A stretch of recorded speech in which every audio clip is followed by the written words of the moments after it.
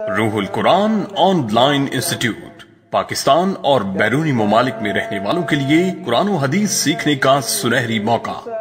بچوں کی اسلامی تعلیمات کے ساتھ ساتھ درست عقائد اور سیرت و کردار کی تعمیر پر خصوصی توجہ دیتا ہے۔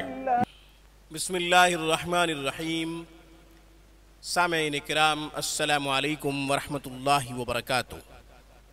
سامعین، آج ہم جلدی امراض کا قرآنی علاج بتاتے ہیں۔ جلدی امراض میں ساری امراض آتی ہیں، خارش، پھوڑا پھنسی اور اسی طریقے سے داغ دھبے جو نشانات بن جاتے ہیں وہ بھی سارے اسی میں شامل ہیں۔ ان کا علاج خوبصورت قرآنی علاج۔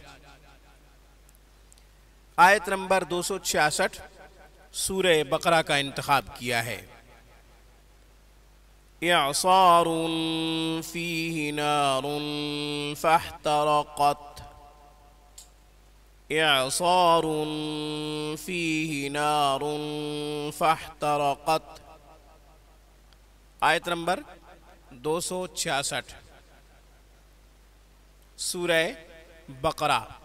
اس کو آپ پڑھیں صرف 101 دفعہ۔ پانی پہ دم کر کے پانی پی لیں یا پلا دیں، یا جو بھی میڈیسن یوز کر رہے ہیں، جو بھی ادویات استعمال کر رہے ہیں جلدی امراض کے لیے، ان پہ بھی دم کیا جا سکتا ہے۔ اس کے علاوہ زیتون کے تیل پہ دم کر کے، اگر پورے جسم پہ خارش ہے تو زیتون کے تیل سے مساج کریں، مالش کریں۔ اس سے یہ ہوگا انشاءاللہ کہ خارش ختم ہو جائے گی۔ اور اگر چہرے پہ داغ دھبے ہیں تو پھر آپ عرق گلاب پہ دم کریں۔